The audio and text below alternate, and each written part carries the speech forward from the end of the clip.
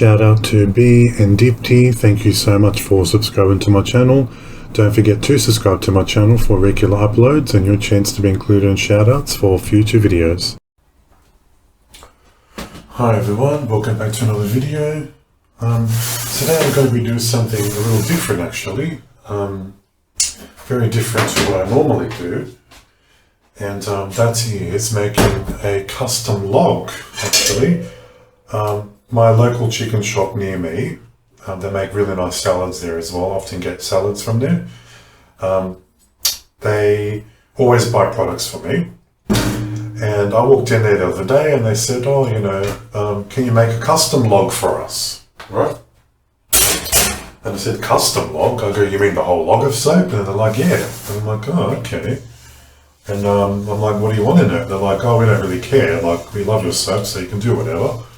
But we want it scented with cedarwood. I'm like, okay. And I'm like, do you love cedarwood? And they're like, yeah, okay, me too. It's my favourite essential oil, and I'm sure I've mentioned that before. I absolutely love cedarwood. So anyway, since they live like a minute walk from my house, I thought I would take them a bottle of the cedarwood essential oil, and I had some fragrance oils with cedarwood in it as well. So I thought I'll just let them sniff what they want, and they ended up going with this fragrance oil. It smells really nice.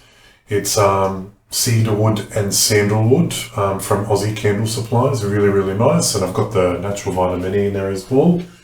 It smells exactly like cedarwood and sandalwood. It's absolutely beautiful. I haven't tested it in soap yet, so it'll be interesting to see how it turns out. And making the custom log for them, which is something I do private labels, yeah, but I never actually made a whole log for a couple of people because they want to split the log. So I'm going to cut them at 2.6 centimeters and get 12 bars from that big loaf mold that you see me use. Yeah, so they were happy with, I told them the price for the whole log, and they said sure. So I'm like, okay. So they're very happy, and of course, anything soap related, I'm happy, because I am a soap addict, as you know. And I'm fairly confident that this doesn't accelerate, because I read reviews that it doesn't. So should I put it in? Yeah, I'm just going to put it in. Let's live dangerously. So this is, I think, 39 degrees, or 40 degrees, that's perfect. So I'll just mix it in there. So the recipe is a little different today. I am using palm oil in this recipe because I really, really like the way palm oil, how it adds really nice hardness to the bar. But I reduced it, the last video you see me, the live soap making video, I used palm oil at 35%, but it was a little too hard to cut and I didn't want to snap my wire, so I reduced it to 20%. So it's 30% coconut oil, 20% palm oil, 40% olive oil, 5% castor oil, and 5% soybean oil. And the reason why I'm using soybean is because it is very rich in stearic acid, and it's a great rice bran oil alternative, and it doesn't accelerate trace like rice bran does. So I thought, okay, it's supposed to add a creamy, puffy lava like rice bran does, just without the, oops, sorry, I moved the camera, just without the major accelerating qualities that come with rice bran. So I thought I will give that a try. So I'm going to weigh out my sodium lactate because the water, lime water, 32 degrees. I'm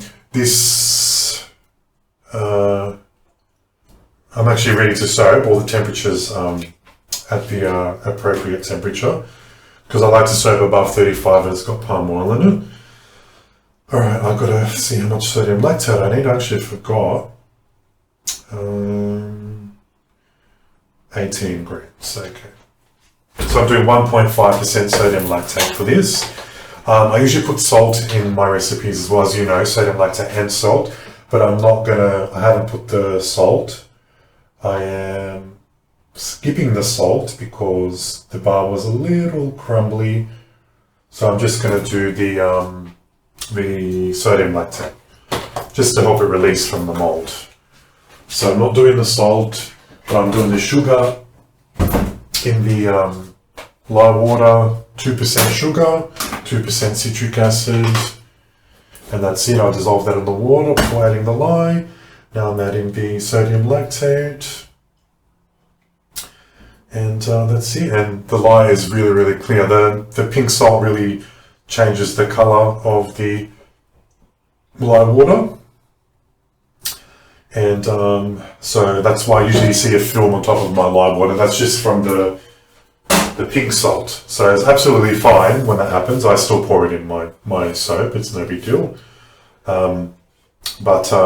Yeah, in case you're wondering, why is this lye compared to all the other ones I've made very clear? And that's because of the exclusion of the pink salt. Right, so mix that in. That's the lye water done. That's all the oils in here mixed as well. And I've also got 2% organic coconut milk powder in here as well, because I've got to use it up. And of course, adds a little bit of luxury. So I'm doing just a eyeball to split, so of nude French clay and beige Australian clay.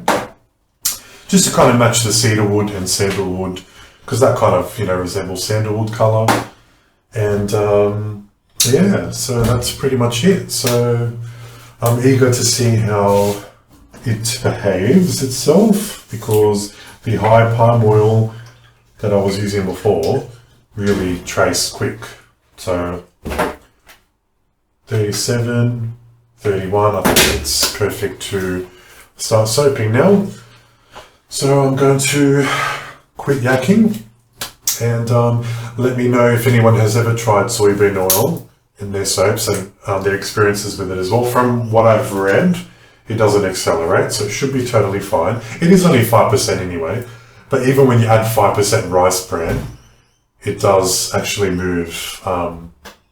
It does move the batter quick, even at 5%. So I'm hoping the soybean doesn't. So we shall see what happens. Right, so I'm going to get on with it and start making soap.